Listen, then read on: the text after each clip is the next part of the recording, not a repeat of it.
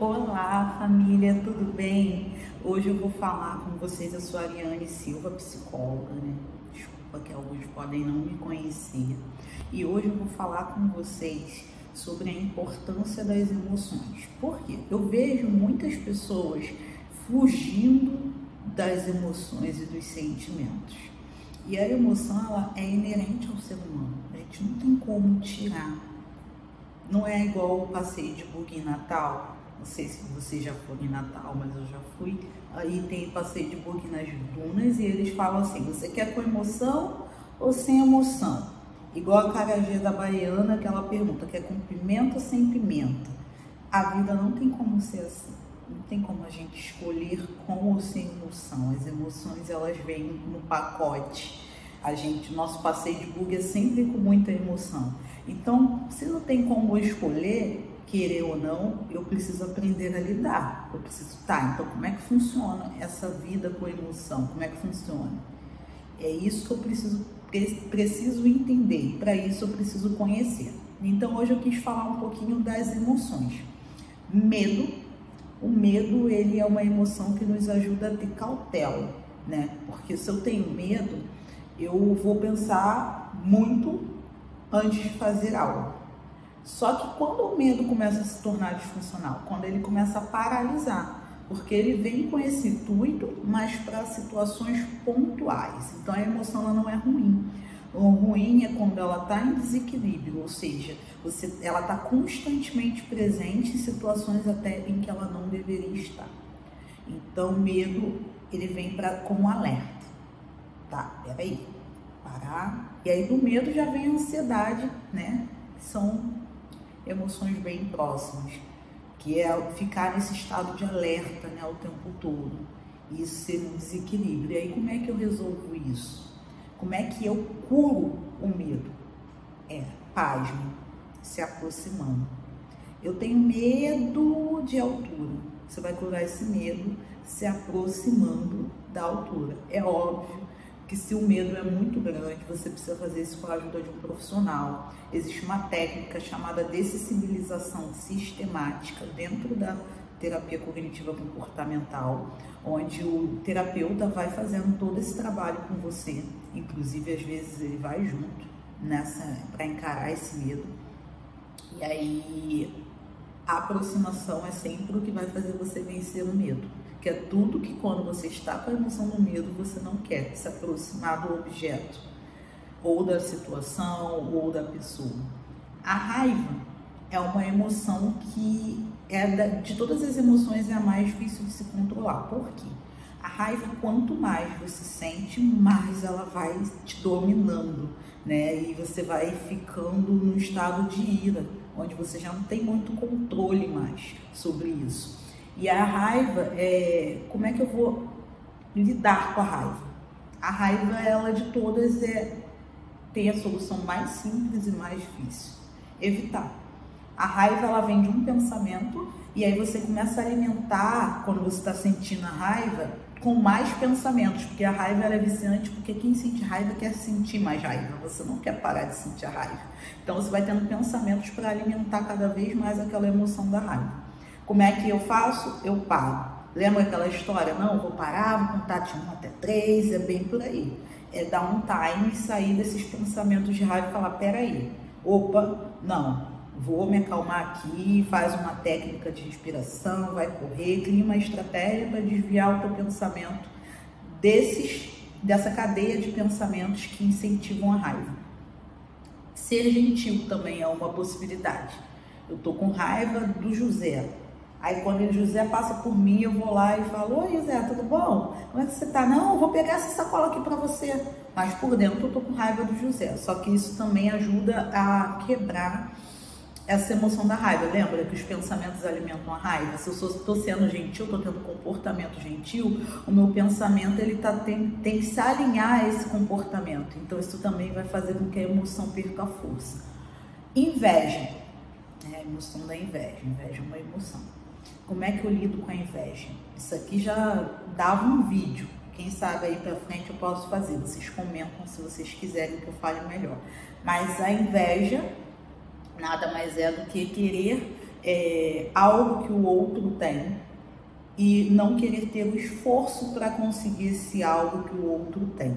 E aí, por que a pessoa faz isso? Porque a pessoa, ela acredita que ela nunca tem as coisas necessárias para que ela seja feliz.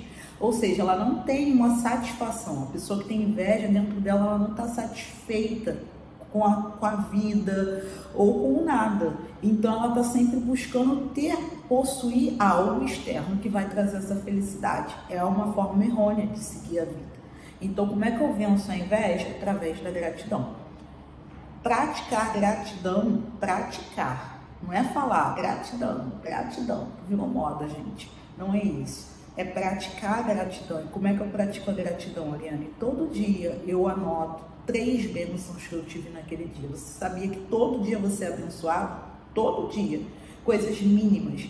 Mas quando a gente está tão preocupado com coisas grandes que a gente deseja ter e não tem, a gente acaba deixando passar as bênçãos diárias que a gente vive na nossa vida e que são infinitas. Então, começar a notar 3 bênçãos faz com que a tua mente se volte para aquilo que você tem, que você possui, que chega até a sua vida, e isso vai te trazendo uma sensação de bem-estar, inclusive previne até mesmo a depressão, tá? E a própria ansiedade, porque você começa a viver cada dia de uma vez e perceber que a sua vida não é tão ruim quanto os teus pensamentos apontavam que eram, ou até mesmo às vezes as situações.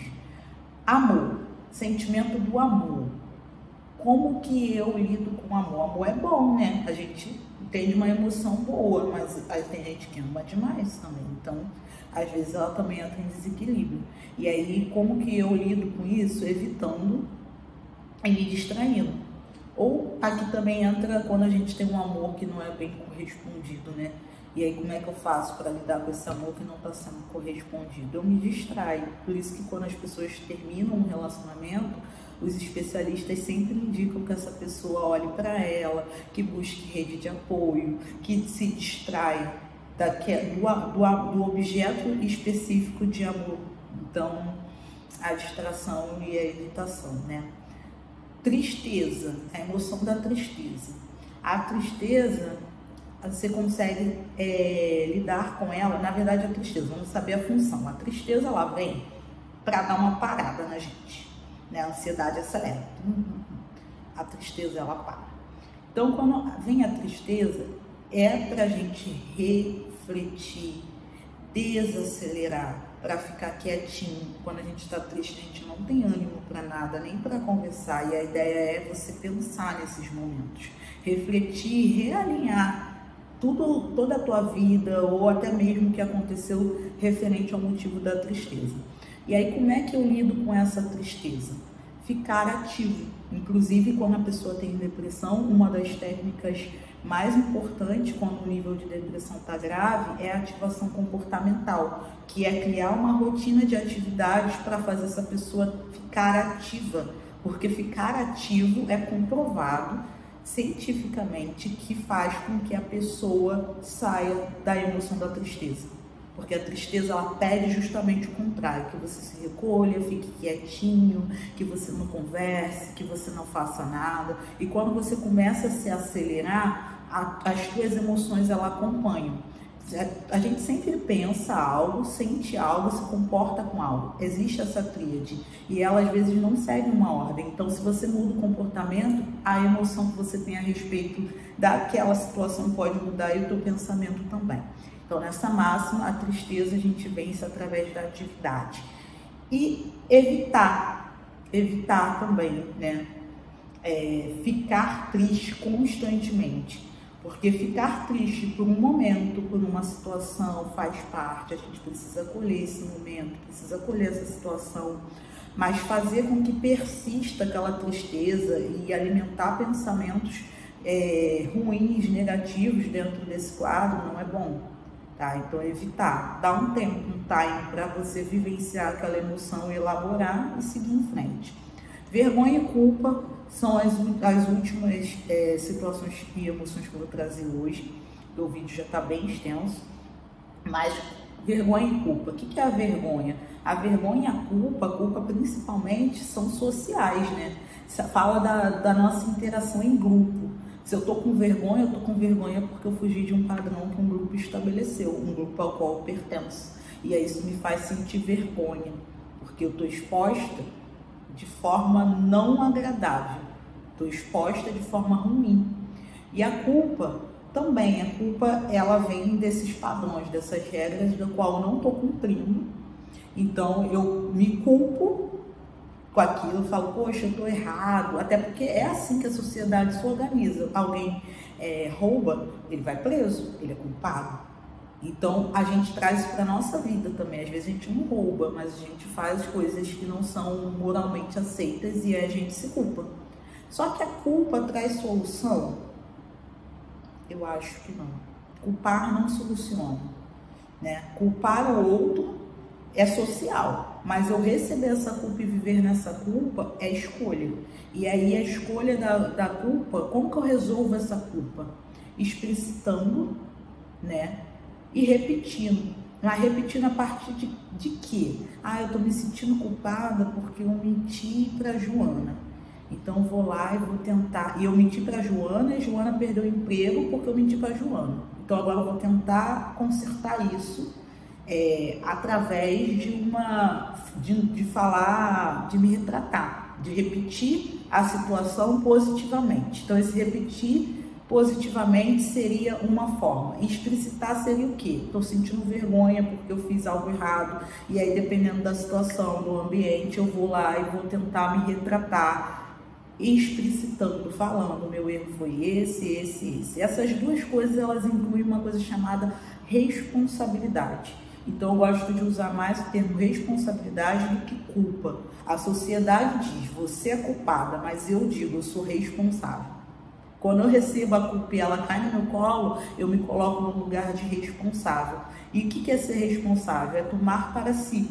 Eu tomo para mim que eu fiz algo inadequado e eu tento consertar, quando possível, e quando não, eu tento minimizar os estragos daquilo. Bom, o vídeo ficou muito extenso, eu não quero estender mais, mas eu quero agradecer quem ficou até o final, que vocês comentem aqui coisas que vocês querem ouvir, se vocês estão gostando do vídeo ou não, se está sendo útil, que vocês também compartilhem, que repassem para o máximo de pessoas. O intuito desse trabalho é alcançar as pessoas em meio à quarentena com alívio, por isso o momento dos pais, ter aquele alívio de falar assim, caramba, eu achava que tinha um peso, que eu tava, e aí quando você ouve aquilo, você fala, não, tem uma solução, tem uma luz no fim do túnel, e aí isso traz um momento de paz, de alívio, em meio a todo esse caos. E eu quero agradecer quem ficou até aqui, quero agradecer a oportunidade, e um beijo para a igreja.